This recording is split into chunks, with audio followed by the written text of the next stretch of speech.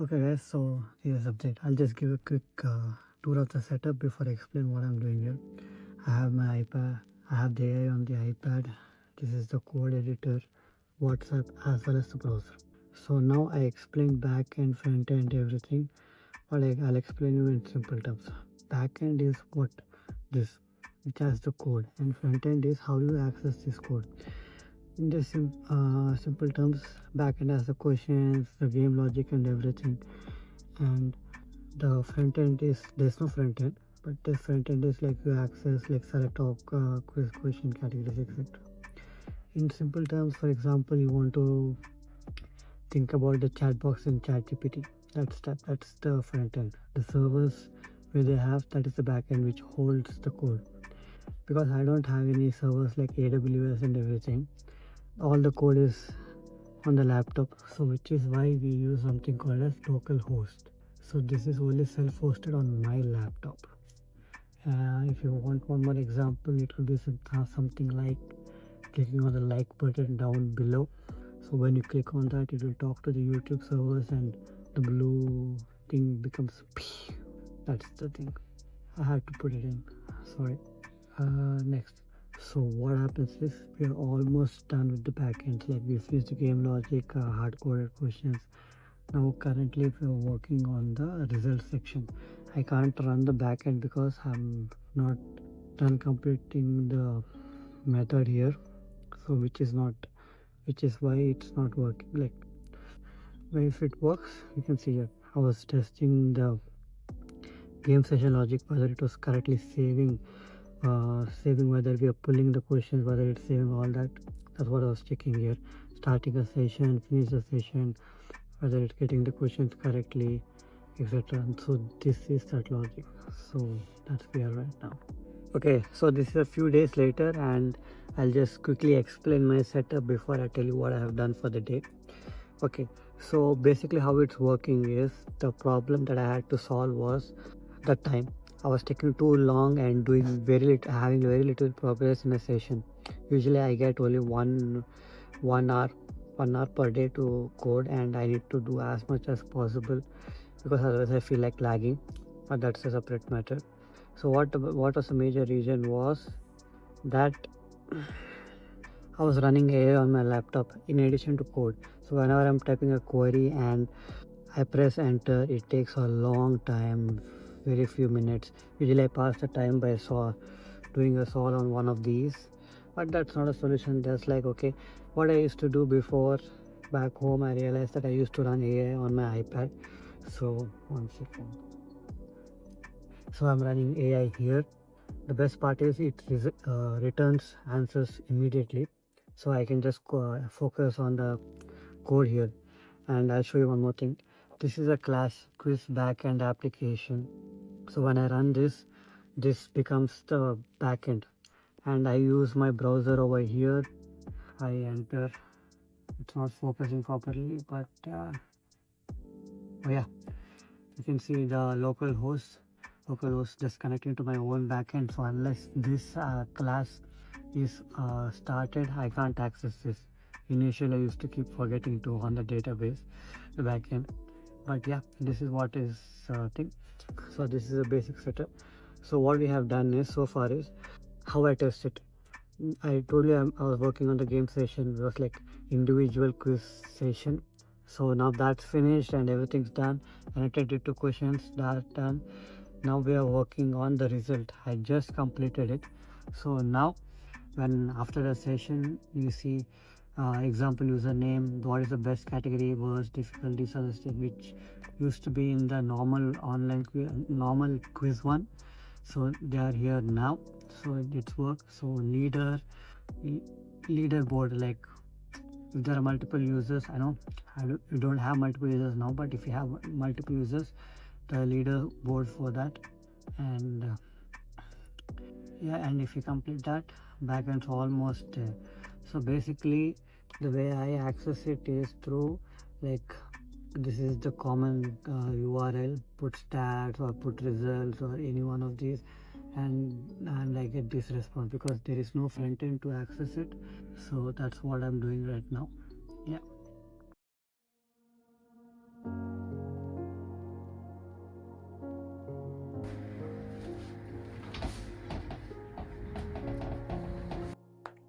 So today morning I just came across this Instagram post by Amarià. He's talking about what is the role of a software engineer. He's replying to a question about what is the role of software engineer in this age of AI.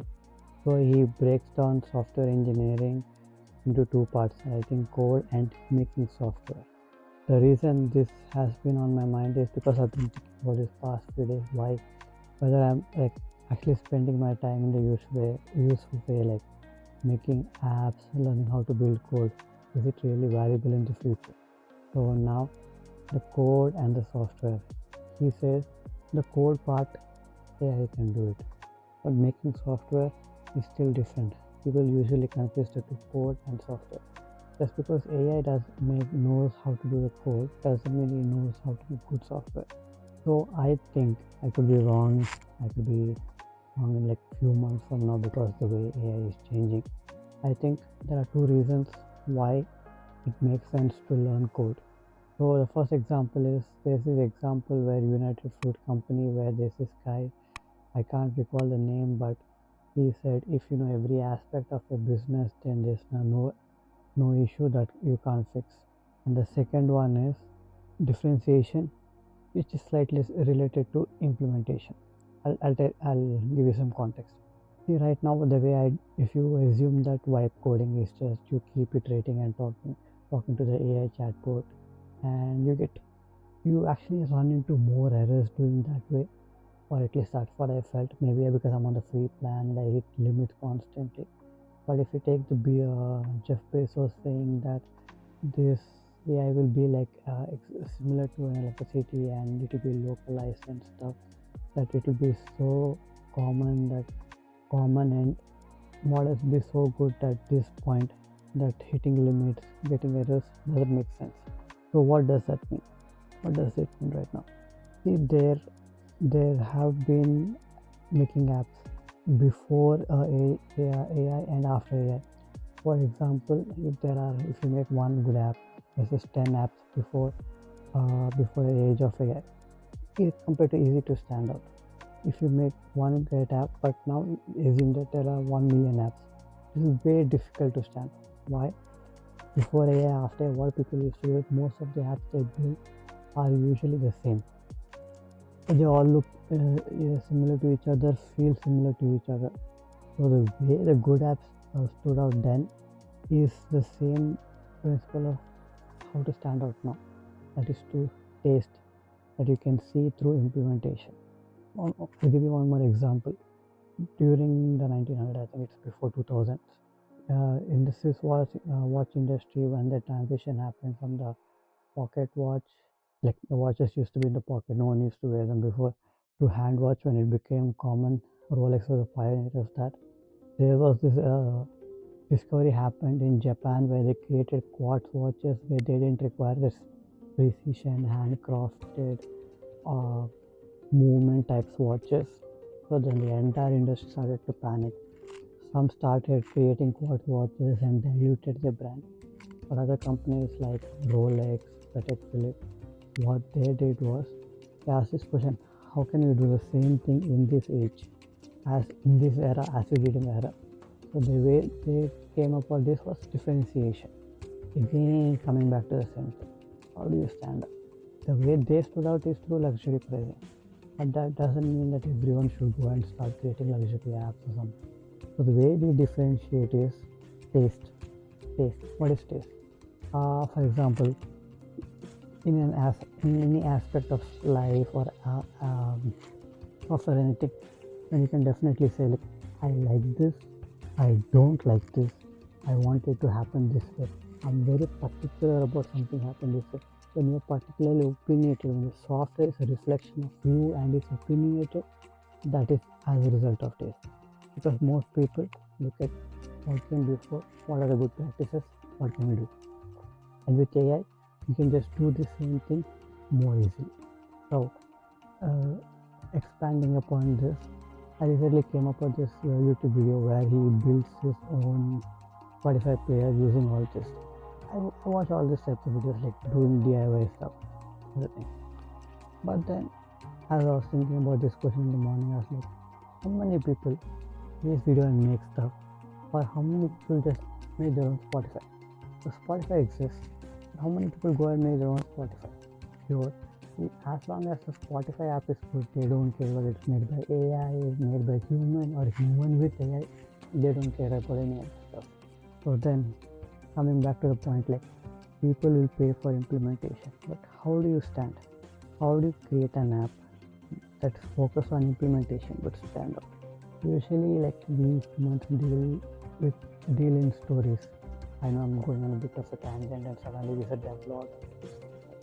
Bear with me, please. It will make sense. It can make you think in English. I don't know.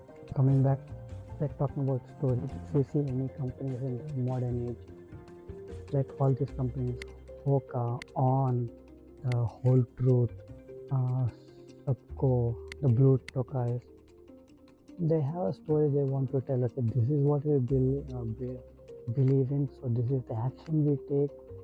Like this is the mission and this is action. Like mission, we want to like bring specialty coffee like mainstream. How they're doing that? Through coffee shops. That's the action. So this is the process, story and mission. So if you take the same thing and apply to this age, this this story and mission worked long before in the past. Every great company does that. Still, we can do this. And also, why I believe we should learn is because even though all these AI agents will get better, they can run parallelly, multiple things at once. They're still limited by the context windows and what they know. One thing that separates us is, for example, you can just walk on the road, see a bird in the sky, spark something, and then use that idea in a completely different way. This AI, as far as I know, can't do it. And this, I think, this years and the coming years is what will differentiate us or help us to evolve, because humans have always found a way to keep evolving and keep surviving. So I think in this age, our context window, our taste, our ability to implement, tell stories is what gonna help us survive.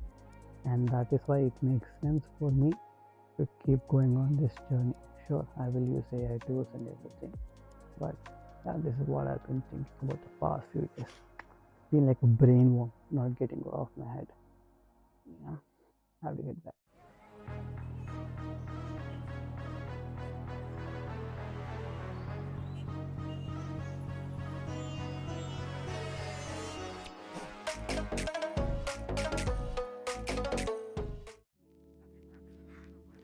Okay, so welcome back.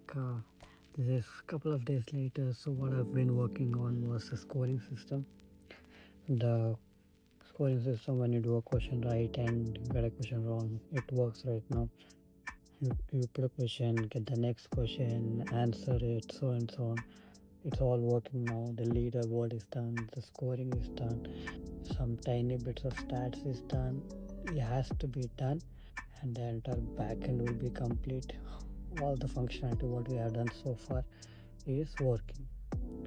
So I thought I'll finish the entire backend for this one, but turns out making errors, diagnosing them, coming up with solution takes time, and I have with me ChatGPT limit today, so that's the end for today. So I'll see you in the next one.